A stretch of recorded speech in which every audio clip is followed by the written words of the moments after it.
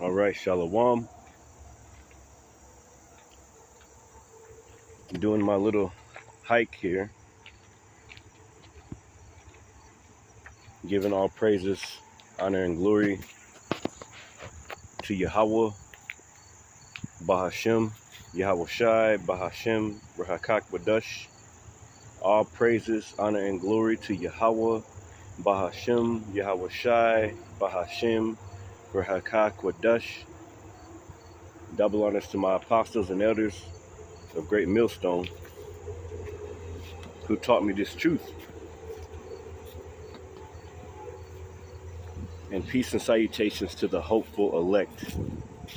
Just want to tell a little story and hopefully lead into a few scriptures that I got on the mind. But the other day, first time since I was a child, whenever I was a child, I seen a chariot. Now I didn't know if it was a chariot.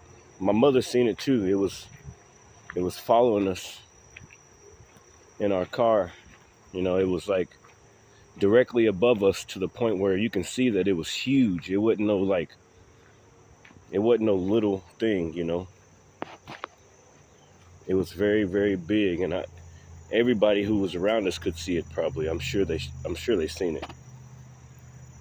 And all these years afterwards, all the brothers seeing chariots, I'd be thinking, I'm like, well, I don't really need to see them because I've seen them before. I've seen that chariot before. I used to, I guess you can call it, get in trouble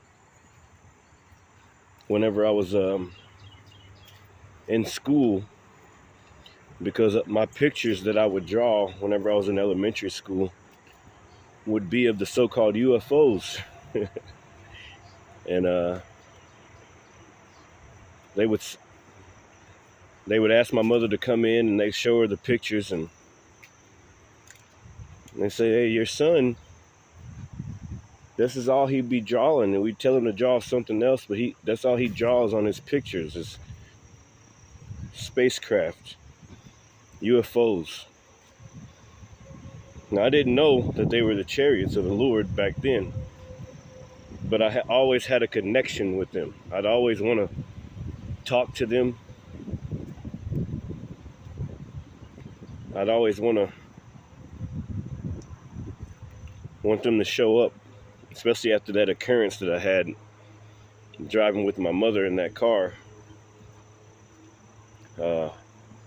I'd always want to talk to them and hang out with them. I was fascinated by them. Now today, people see the UFOs constantly, all the time. Now, a few days ago, I think it was like 2 days ago, I came home from work, and I went inside and I got my clothes, my pajamas and stuff on and whatever. Came back outside just to get some fresh air, and sometimes I just look in the sky. Us brothers were constantly watching the skies. And to my left, beyond the trees, I seen this light, and it was sparkling. It was sparkling like a star. But I looked at the other stars, because the other stars were out, and they were all blue, and they were sparkling. Some of them I can see close, but this one was big. It was like bigger than all the other stars, and it was just sitting there in between two trees. I almost want to draw a picture of it. It was just sitting there, and I was like, man, that looks like a chariot. It's not blue like the other ones. It's white, And I was like, well, is that a chariot? And I thought to myself, I was like, Lord, let that be a chariot. Like, show me a sign that it is a chariot, And I I said, I'm going to go and get my, because I got some binoculars. And I had my phone in my pocket the whole time. The thing was, I didn't even think to try to record it. I just wanted to see it closer, you know. There's a snake over there. And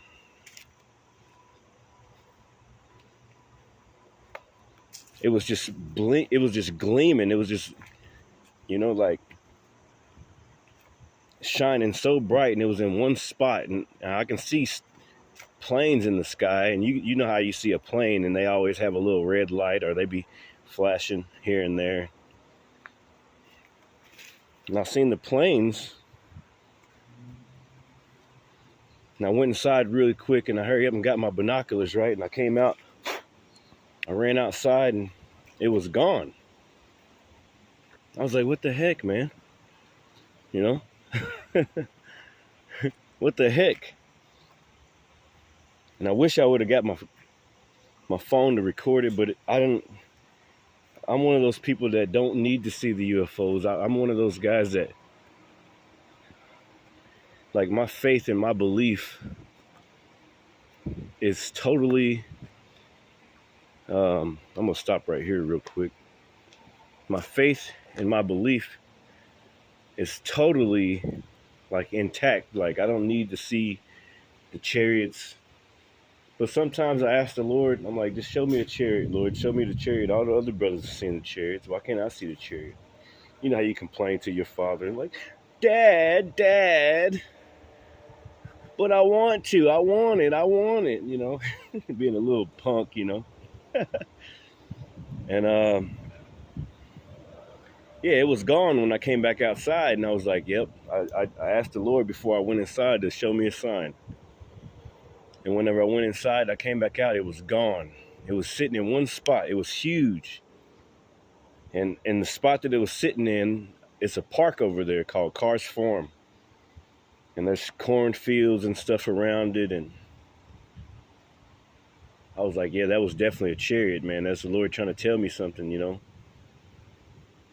Trying to tell me something, trying to tell me that, hey, it's almost over. It's almost, because I've been asking to see the chariots for years. I've been asking, even though I seen it whenever I was a kid. I must have been like 6, 7 years old. I seen the chariot.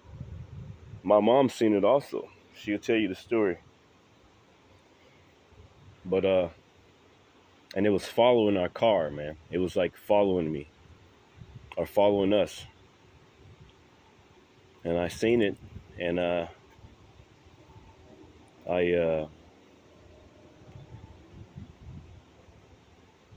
noticed that it was the Lord. He was like, yeah, that was a chariot, and it was watching you. You know how you speak to the Lord sometimes, and He just gives you certain messages.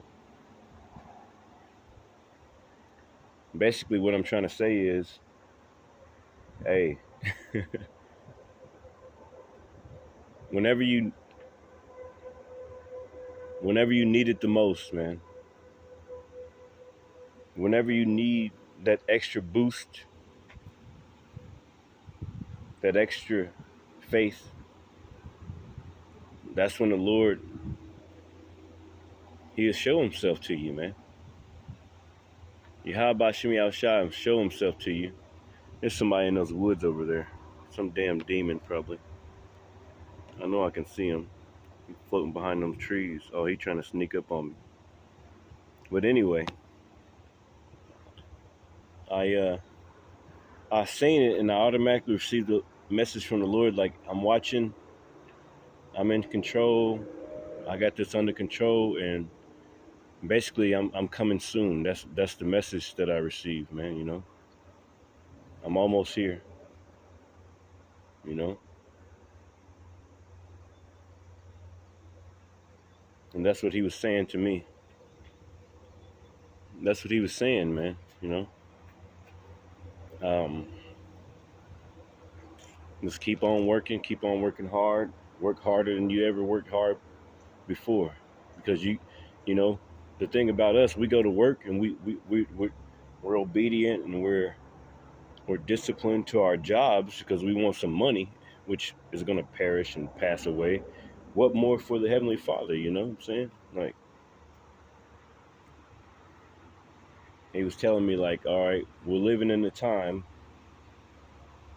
that you're going to have to be more obedient, you're going to have to push harder, because just like the book of Matthew, chapter 24, and I think it's verse 20 said, yeah, I think I'm thinking about that scripture. If I hadn't shortened the days, no flesh would be saved. And you look around yourself, and all you see is death, stress, oppression, wickedness, all these things, man.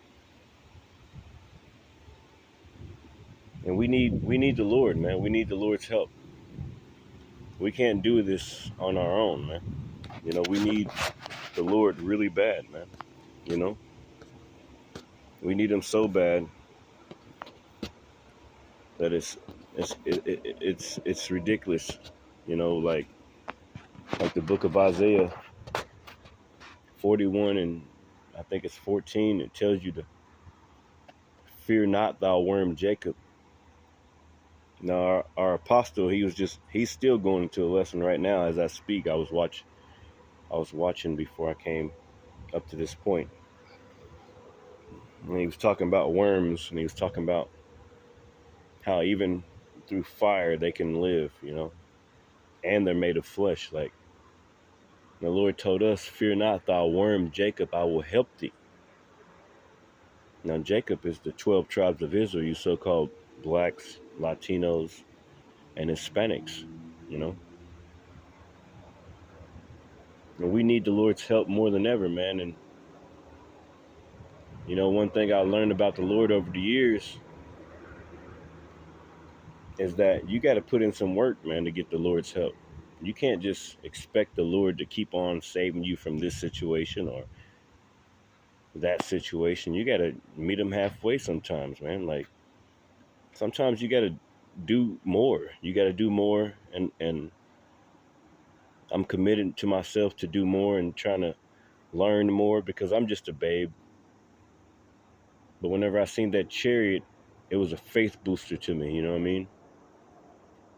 I wish I could have recorded it, but it was bright, man. It was beautiful, and I went inside, and then it was gone. It was it was standing in one spot like a star, but it was big. It was in between these trees. Like if I could draw a picture and show it to you, like, you'd be amazed, like how bright it was, you know. And everything was telling me, yeah, that's a chariot. That was a chariot of the Lord. He watching to see what you gonna do. The chariots are always watching us, man. You know, Psalms 34. I think it speaks about how it says, the Lord is near unto them that are of a broken heart and a contrite spirit. Okay? You go into that word contrite, and it means, you know, like, you know, broken down, pretty much, like sighing and crying for the Lord to return, sighing and crying for all the abominations that are done in the midst thereof. You know? I'm gonna get back on my trail. But yeah, I seen that chariot, and it let me know that, you know, maybe I'm doing the right thing, man. Not maybe, but yeah, you're doing the right thing. Keep on pushing.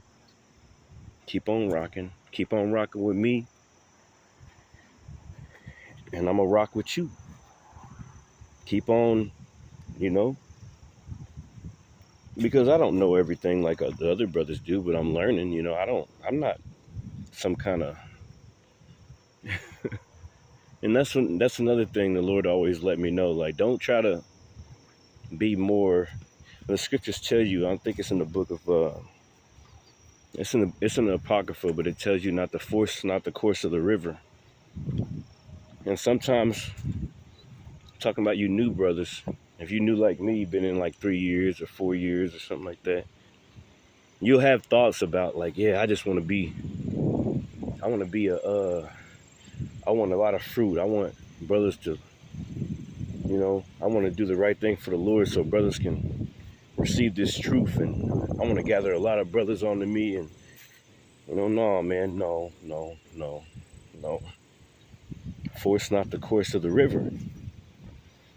And the Lord also said, don't, the Lord got to get his glory. Just a few thoughts, man. I be thinking about stuff like that. I think about all the scriptures. Like whenever I see things, I automatically think of a scripture. Force not the course of the river. And I don't want no followers and stuff like that. I want the Lord to get his glory. More importantly than everything else, I just want him to come and make this place righteous again. This place is horrible. But yeah, I seen the Chariot, man. I seen the Chariot for the first time, and it's been 20 plus years since I seen the last one. And some brothers, they see it all the time because, they're walking with the Lord for real. And we can act like we're walking with the Lord, and we can pretend all we want, but, actions speak louder than words, man. So, I got a lot of work to do. And that was the Lord telling me, like, don't try to push it, man. Just do what's right. Do what I told you to do. Do what's right. And eventually I'll let you see the chariots. And he let me see them the other day, man. So I know that it's like a country song that I heard.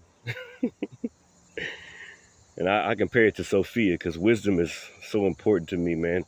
I ain't got no woman or anything. But it was a country song. I forget who it was by. It was like, it's like, must be doing something right. That's what I thought about the other night. I just heard you sigh. I don't know who it's by, but I like that country song. Who cares what you guys think? I don't care what nobody thinks. But yeah, man. Lord was letting me know that, hey, you must be doing something right, but hey, check this out. Now I'm watching you even harder. I showed you the Chariot, didn't I? And going back to that Isaiah 41:14, it's one of my favorite scriptures. And it said, yeah, I'm kind of by the road so you can hear all that stuff, but it said, fear not thou worm Jacob. The Lord called us worms because a worm is defenseless. Somebody can step on it, bird can hurry up and pick it up and eat it, spin it, feed it to its babies. It said, fear not thou worm Jacob, I will help thee. The whole Isaiah 41 go hard, man. Then you go to Psalms 34. That whole Isaiah, that's the whole Psalms 34, Salakia.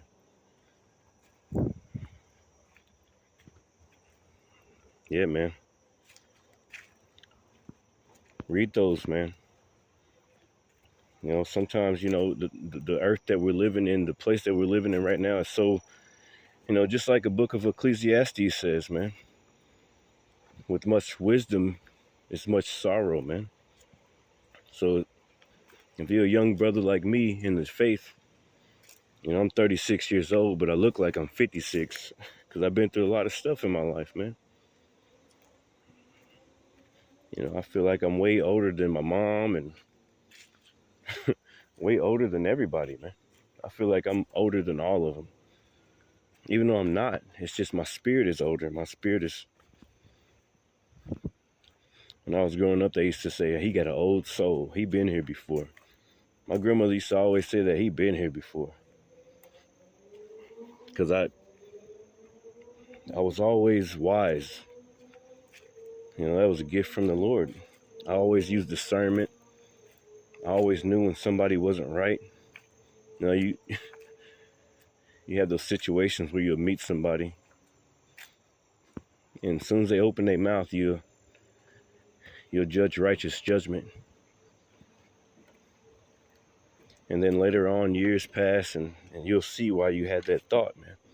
Because something will happen in which that person will go to jail, or he or she will, something bad will happen, or you'll have those thoughts, and you'll go back on why you thought that thought. After those things happen, you'll go back and running through spider webs like you. But yeah, the Lord blessed us with the spirit of discernment, the gift, most importantly, of this truth through our apostles and elders. And he'll bless you with certain things like that, man. So basically my message is, man, hey, keep the faith.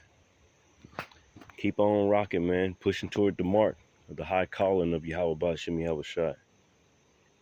It's a high calling, man. Nobody else got this truth, really. Nobody else, man. It's only a few. And we're so lucky, and you look out into the world, and you're like, damn, man, these people are just zombies. They don't understand nothing. They don't. And you get mad at them, and you get mad at your people, and you're like I have recently. I get so pissed off sometimes because, that people are messing up the earth, and, our people are just walking around like some damn chickens with their head cut off. They just, they ain't got no kind of brain, and you get mad and everything. But I think about the story of Jonah.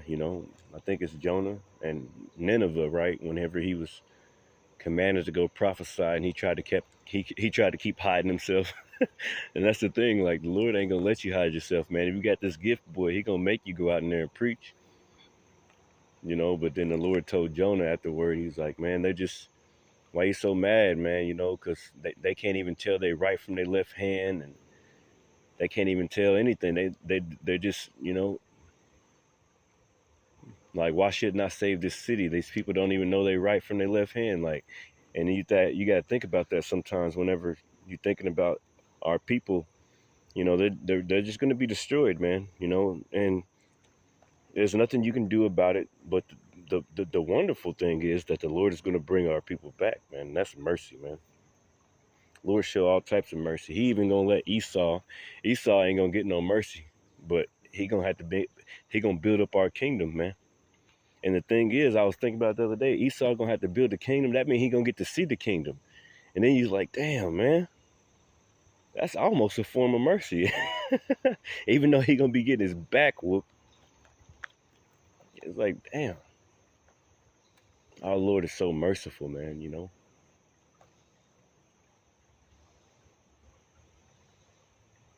Even though he gonna get his back whooped, and he gonna be exterminated after 1,000 years in the kingdom, after he built our kingdom up, he's still gonna get to see it. And the other heathen nations, they're gonna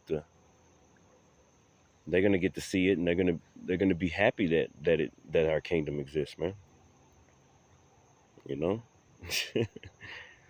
Lord is full of mercy, and he's long suffering, man. I wish I had some more scriptures. I'm trying to think of some right now. But just taking a little walk, man, through the woods. I think I want to walk back the other way, really. But, my message is, man, you brothers, man, keep pushing towards the mark. You don't never give up, man. And one thing I know, man, pray for your brothers. Pray for the elders and apostles. Pray for them, man. Always pray, man. Prayer is a portal. Pray for the brothers. Pray for the brothers. Pray for your brother. Pray for the elders. Pray for the bishops. Pray for the different camp leaders that they always flowing with that living water, man. That's how I learned. I don't have much to offer in the. I'm still learning, man. I don't know that much history. I don't know that much anything. I just, I feel like the Lord compelled me to just, like, I started hearing the truth, and I started hearing a few things of the truth, and I was like, man, I'm about to go preach, man. And then I start hearing, like, the apostles, like, You know, you got to have the milk before you get the meat. And I'm like, damn, I just got the milk, man. But I still want to preach. It's like, God dang. It's like sometimes I question myself. Should I go and preach? Should I go and, if I don't know everything, what if I get questioned and everything like that? And that's just Satan trying to mess with you, man. But it's also a situation where, it's, you know, the Lord wants you to learn. You got to learn from things, man. You got to learn. You can continue to write notes. Maybe some brothers probably ain't out there taking notes as they should, you know.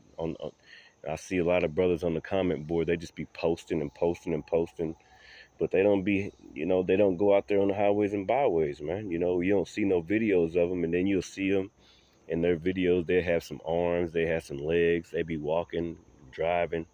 It's like, man, why ain't you out there on the highways and byways? And we don't know why they're not. We don't know. Bug on me, man. But we think about those sort of things. It's like, why aren't you? You know, I'm going out there and I barely even know nothing, man. I just got the zeal of the Lord. I just want to preach. I want to preach this place down, man, and bring in the kingdom, man. You know, of my Lord Yahweh Bashem Yahushua, man. You see, be fully committed to the Lord, man. He'll commit to you. You know, he be knocking on your door and you let him in, and he just comes up with you. You know, that's mercy, man. You know. So I spend my days, you know, and my nights constantly possessed by the Lord, you know. That's another topic. If you ain't, and I'm not saying this, I'm just saying this for myself. I feel like I'm possessed. All I think about is the Lord, man. All I think about is his precepts. No matter what I do, every situation in life, I'll be at work just praying, just doing my thing, praying in my mind, like, Lord, you know, constantly possessed with the Lord, man, and trying to do the right thing. And we still go off. We still, you know, this is living in this flesh, man. Like our Apostle Gabar says, it's like our number one enemy, man. You know, it's our number one enemy besides Esau, Edom, our own self, man. And it's just all a part of the purging process, man. To purge away that dross. See, the Lord want to see himself in you, man.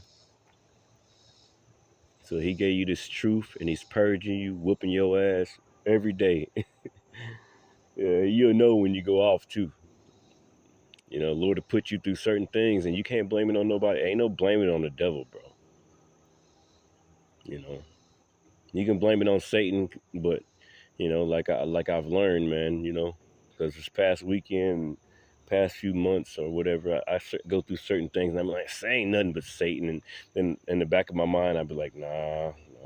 Hey, the Lord did it, man. He did it. He did it because I was fucking up. I did something that he didn't like, or maybe I did something that I don't know that I did, or whatever it is, or maybe the Lord just wanted to fuck with me, man. Like he did Job, you know. Job was a righteous man, you know. You know, the Lord says, "Shoot, you wasn't there when I made the snow.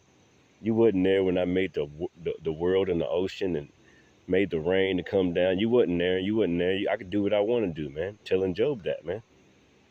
I don't care if you did right or did good or whatever. I do what I want to do, man. I'm testing you for a reason. I'm doing this for a reason, for my own sake.